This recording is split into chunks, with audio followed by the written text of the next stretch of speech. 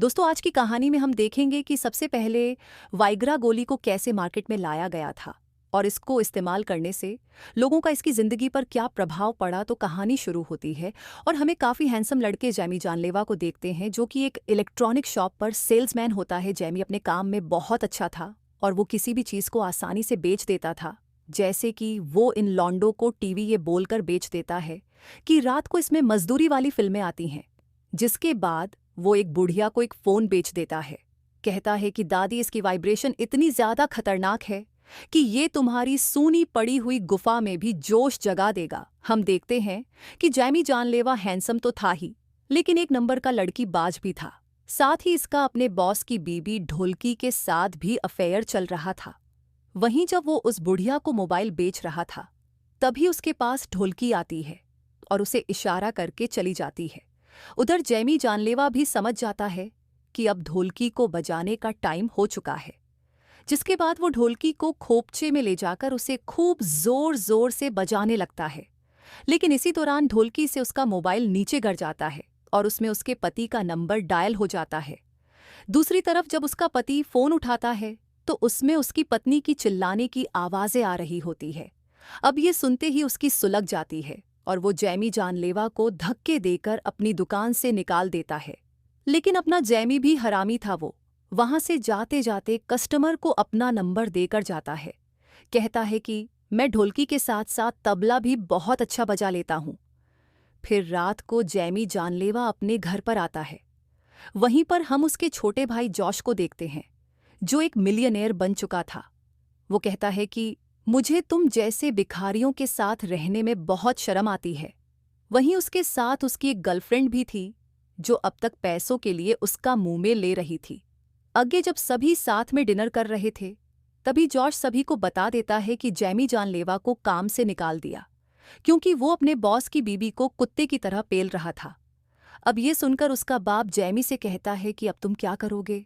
तुम तो ज़्यादा पढ़े लिखे भी नहीं हो कि किसी कंपनी के मैनेजर बन जाओ। इस पर जैमी कहता है कि मुझे नई नौकरी मिल चुकी है और अब मैं डॉक्टर्स को दवाइयां सप्लाई करने का काम करूंगा। वहीं जैमी का बाप, जो खुद एक डॉक्टर था, वो कहता है कि बीसड़ी के तेरे से और क्या उम्मीद की जा सकती है। तभी जॉश कहता है कि दवाइयां सप्लाई करने के काम में भी बहुत पैसा है, क्या पता ये एक दिन करोड़पति ही बन जाए। आगे जब जॉश और जैमी बाहर बैठकर सुट्टा मार रहे थे, तभी जैमी जानलेवा को उस लड़की का मैसेज आता है, जिसे वो आज दुकान पर अपना कार्ड देकर आया था। जिसका मतलब था कि वो लड़की जैमी से अपना तबला बजवाने के लिए तैयार थी।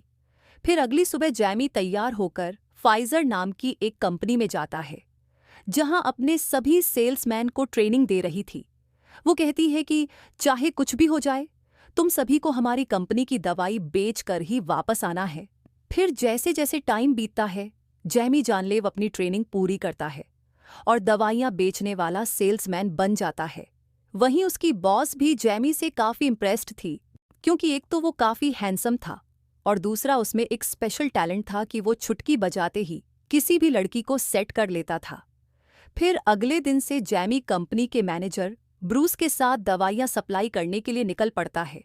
वही रास्ते में ब्रूस उसे कहता है कि ये काम इतना आसान भी नहीं। तुम क्या सोचते हो कि तुम मुंह उठाकर वहां पर चले जाओगे और डॉक्टर हमारी दवाइयां ऐसे ही ले लेंगे? उन डॉक्टर्स को हमारी दवाइयां सही नहीं लगती, लेकिन तुम्हें उन डॉक्टर्स को कन्विंस करना होगा हमारी दवाइयां लेने के लिए।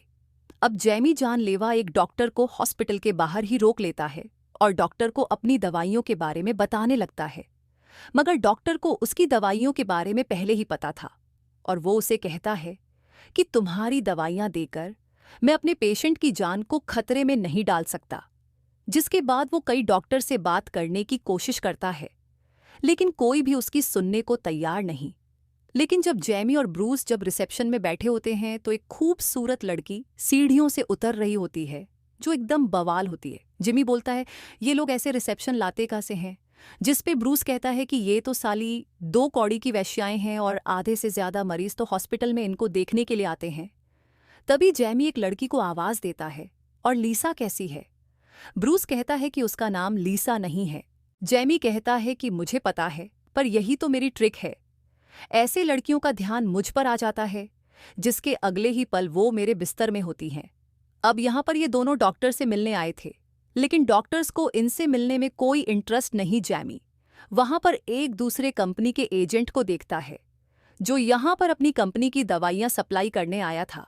जैमी देखता है कि वो एजेंट तो बड़ी ही आसानी से डॉक्टर के कैबिन में चला जाता है, जबकि उन दोनों को तो डॉक्टर के झांट का बाल भी देखना नसीब नहीं हो रहा था। तभी ब्रूस उसे बताता है कि इसने हॉस्पिटल की रिसेप्शनिस्ट को पटा रखा है, जिस वजह से ये आसानी से अंदर चला जाता है। वहीं जैमी को ये आइडिया अच्छा लगता है, जिसके बाद वह हिडिंबा के पास जाता है और उसे कहता है कि तुम्हारी खूबसूरती को देखकर मुझसे रहा नहीं गया, तो मैं तुमसे बातें करने चला आया। हिडिंबा कहती है कि बकचोदी मत करो और बता तुझे क्या चाहिए। जैमी कहता है कि मैं तो बस तुम्हें अपने घोड़े की सवारी कराना चाहता हूं। अभी सुनकर हिडिंबा तो इम्प्रेस हो जाती है, साथ ही उसके पीछे बैठी एक लड़की सिंडी भी उससे इम्प्रेस हो जाती है। फिर जैमी उन्हें कहता है कि मुझे अपनी कुछ दवाइयों के सैंपल यहाँ पर रखने हैं जिसी है, और उसे अंदर जाने देती है। फिर अंदर आकर हम देखते हैं कि जैमी अपनी तो दवाइयाँ वहाँ पर रखी देता है, लेकिन साथ ही वह दूसरे कंपनी की दवाइयाँ उठाकर अपने बैग में भर लेता है, जिसके बाद बाहर जाकर वह उन्हें डस्टबिन में डाल देता है। वहीं डस्टबिन के पास एक भिखारी बैठा था, जो जैमी के जाने के बाद उन दवाइयों को निकालकर अपने पास रख लेता है। फिर अगले दिन से हम देखते हैं कि जैमी रोज हॉस्पिटल में जाता और हिडिंबा और सिंडी को अक जाता। साथ ही वो दूसरी कंपनी की दवाइयों को उठाकर उन्हें बाहर डस्टबिन में फेंक देता। फिर एक रात जैमी और ब्रूस जब एक बार में बैठे थे, तभी वहां पर उस दूसरी कंपनी का एजेंट भी आ जाता है। फिर ब्रूस जैमी से कहता है कि हम लोग इसी की वजह से अपनी दवाइयां नहीं बेच पा रहे हैं, इसलिए अब तुम्हें ही कुछ सोचना होगा, तभी जाकर तुम अपने टारगेट्स पूरे कर पाओगे। जिसके अगले दिन हम देखते हैं कि जैमी एक डॉक्टर कहता है कि तुम मुझे रिश्वत देने की कोशिश कर रहे हो, जिस पर जैमी कहता है कि नहीं, ये तो मेरी कंपनी सबको बांट रही है, बस मुझे आपसे कुछ बातें डिस्कस करनी थी। डॉक्टर कहता है कि मेरे पास टाइम नहीं है, मैं पेशेंट्स को देखते हुए तुम्हारी बातें सुन लूंगा। जिसके बाद जैमी डॉक्टर वाले कपड़े पहन लेता है, और तभी डॉक्टर उसे कहता है कि अगर कोई पूछे तो तुम बता देना कि तुम इंटर्न हो। आगे डॉक्टर अपनी एक पेशेंट को देखता है, जिसका नाम बताती है कि मुझे पार्किंसन नाम की एक बीमारी है, जिस वजह से मेरे हाथ कांपते रहते हैं। पर क्योंकि ये स्टेज 1 था तो मैगी को इससे ज़्यादा दिक्कत नहीं थी। फिर जाने से पहले डॉक्टर मैगी से पूछता है कि तुम्हें और कोई प्रॉब्लम तो नहीं है, जिस पर मैगी कहती है कि हाँ डॉक्टर, मेरी एक चूची पर कोई निशान सा बन गया है। जिसके बाद वो उसे अपनी चूची निकालकर दिखाने लगती है। उधर जैमी भी उसकी चूची बड़े गौर से देख रहा था और उसके मुंह से पानी आने लगा था। तभी डॉक्टर उसे कहता है कि यह तो मकड़ी काटने का निशान है, मैं कुछ दवाइयां लिख देता हूं, उससे यह ठीक हो जाएगा। आगे बाहर आकर जब जैमी अपनी कार से दवाइयां निकाल रहा था, तभी वहां पर मैगी आती है और उसके सर पर मारने लगती है। कहती है कि भी सड़ी के मुझसे माफी मांग, तेरी हिम्मत कैसे हुई मेरी चूची देखने की। जैमी कहता है कि तुम्हें कैसे पता मैं डॉक्टर नहीं हूं। मैगी कहती है कि भी सड़ी के मैंने तेरी गाड़ी में दवाइयां देखी हैं और तू तो साला कोई दलाल ही हो सकता है। जैमी कहता है कि ठीक है, मैं उस डॉक्टर के लिए माफी मांगता हूं, जो तुम्हारी चूचियां देखने के बाद भी पागल नहीं हुआ। मैगी कहती है कि तेरे पास लड़कियों को पटाने का टैलेंट तो है, जो कहकर वो वहां से जाने लगती है। तभी जैमी उससे उसका नंबर मांगता है तो मैगी उसे मिडिल फिंगर दिखाकर वहां से चली जाती है। फिर घर आकर जैमी सिंडी को कॉल करता है और उसे कहता है कि आज जो मैगी नाम की पेशेंट आई थी, मुझे उसका नंबर चाहिए। सिंडी कहती है कि नहीं, हम ऐसे किसी पेशेंट का नंबर नहीं दे सकते। अब अपनी बात मनवाने के लिए जैमी सिंडी से गंदी गंदी बातें करने लगता है। वो कहता है कि तुमने अंदर कौन से कलर की कच्छी पहनी है। सिंडी कहती है कि सफेद रंग की। जैमी कहता है कि फिर तो मैं उसे उतार कर तुम्हारी गुलाबी देखना चाहता हूं। अब ये सुनकर सिंडी शर्मा जाती है और उसे मैगी का नंबर दे देती है। तभी जैमी के अपार्टमेंट में उसका भाई जॉश आता है। वो उसे कहता है कि वो बीसेडी की गोल्ड डिगर मुझे छोड़कर किसी और के साथ भाग गई। अब अपने भाई की ऐसी हालत देखकर जैमी को उस पर तारसा जाता है और वो उसको यहीं पर रहने के लिए कहता है। आगे जैमी मैगी को कॉल करता है और उससे पूछता है कि मेरे साथ कॉफ़ी पर चलोगी। मैगी कहती है कि तुझे मेरा नंबर मिला कैसे। जैमी कहता है कि मैंने रिसेप्शन से लिया। मैगी कहती है कि मुझे रिलेशनशिप जैसी चीज़ें बिल्कुल पसंद नहीं। जैमी कहता है कि रिलेशनशिप तो मुझे भी पसंद नहीं, मैं तो बस कॉफ़ी के लिए पूछ रहा हूँ। अब मैगी उसकी बात मान जाती है और उसे शाम को एक कैफे में बुलाती है। फिर शाम को जब जैमी उस कैफे में जाता है तो वो देखता है कि मैगी भी उस कैफे में ही काम करती थी। मैगी उससे पूछती है कि तुम उससे मिलना क्यों चाहते थे। जैमी कहता है कि तुम्हारी आंखें कितनी सुंदर है, कहाँ से लगवाई। मैगी कहती है तुम ये ट्रिक हर लड़की पर यूज करते हो। जैमी कहता है कि नहीं, तुम्हारी आंखें सच में बहुत खूबसूरत है। मैगी कहती है कि देखो, मुझे रिलेशनशिप नहीं चाहिए, लेकिन अगर तुम चाहो तो हम मजदूरी कर सकते हैं। जमी कहता है कि क्या तुम पहली मुलाकात में ही देने को तैयार हो।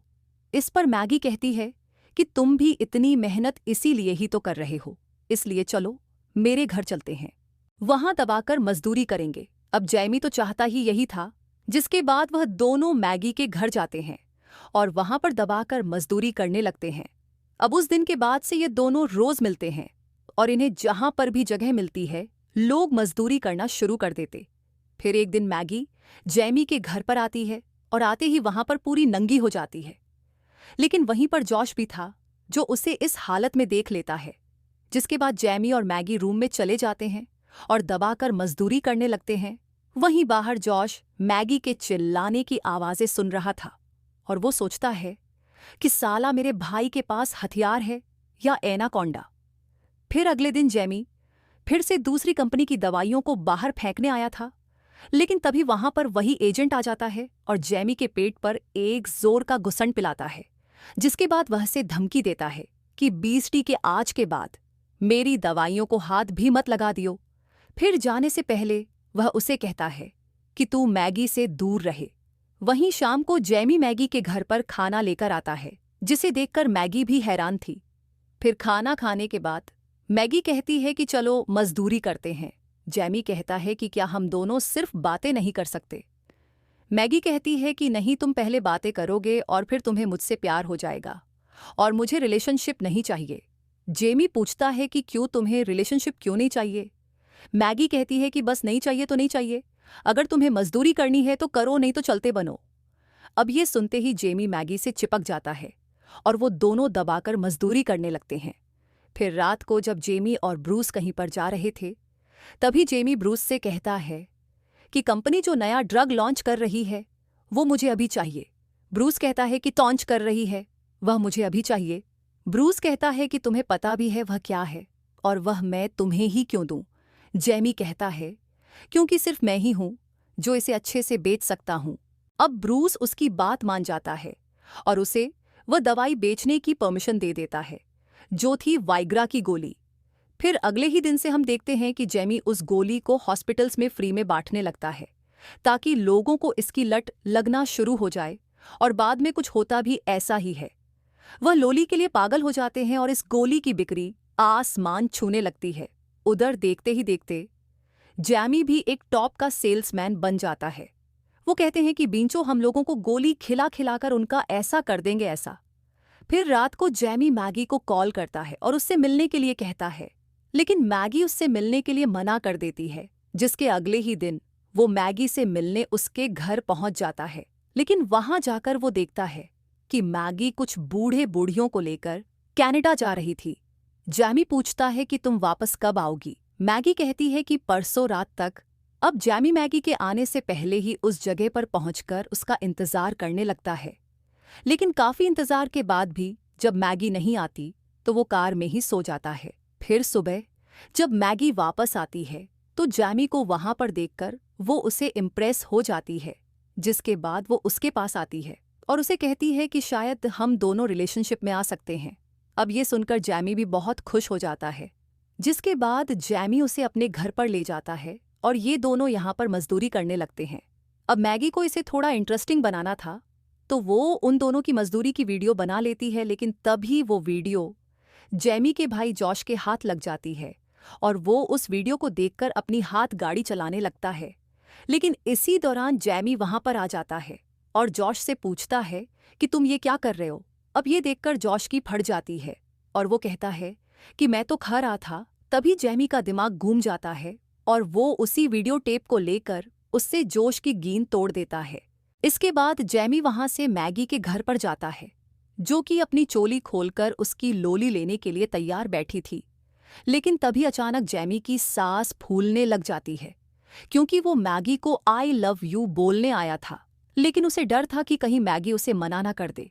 लेकिन फिर भी वो उसे हिम्मत करके आई लव यू बोल ही देता है।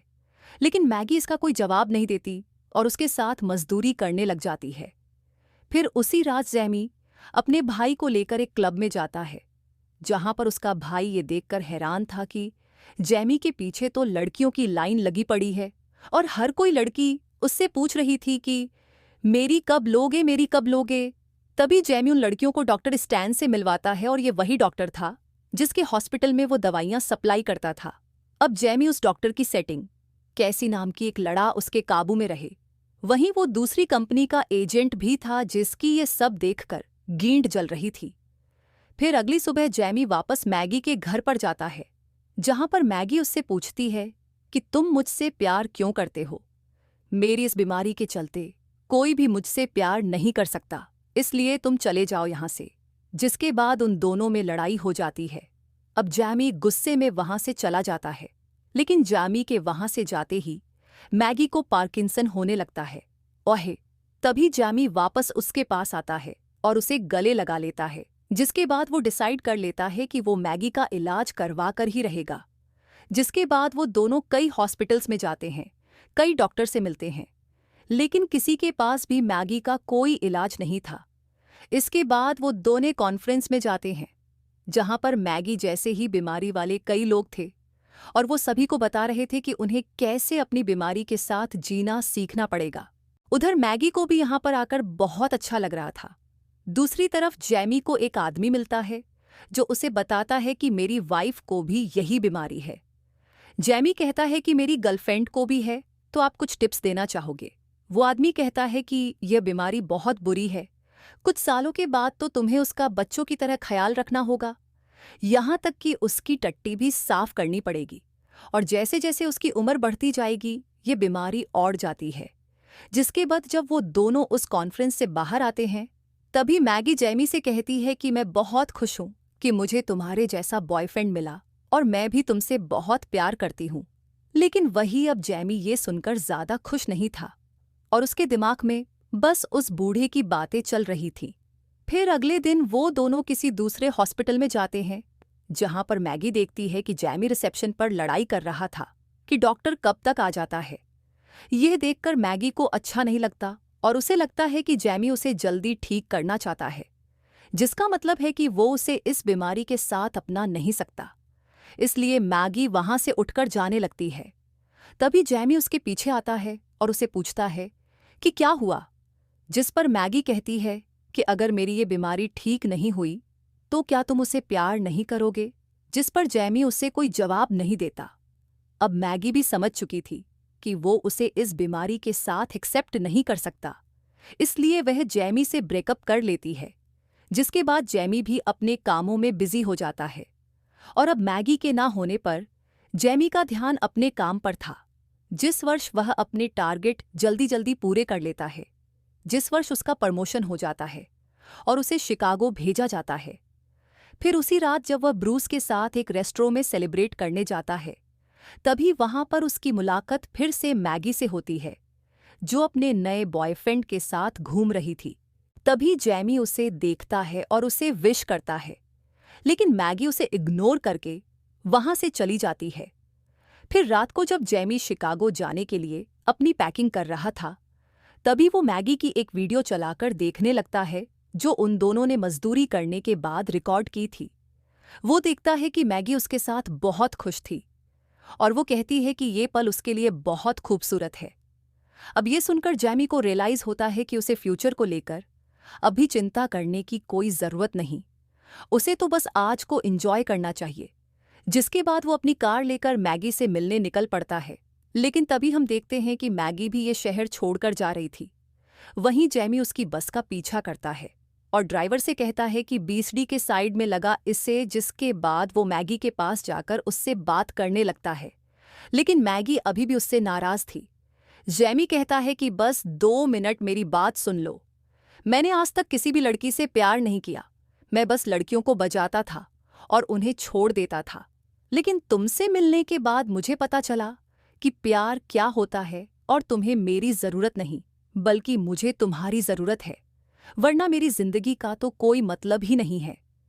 अब ये सुनकर मैगी रोने लगती है और कहती है कि मुझे भी तुम्हारी जरूरत है, लेकिन मैं बीमार हूं, मैं नहीं चाहती कि मैं तुम पर बोझ बनूं। जैमी कहता है कि इससे कोई फर्क नहीं पड़ता, हम दोनों साथ रहेंगे और ऐसे ही जिएंगे। जिसके बाद मैगी उसे गले लगा लेती है और उन दोनों के बीच में सब कुछ ठीक हो जाता है। और दोस्तों, इसी के साथ ही ये कहानी यही खत्म हो जाती है।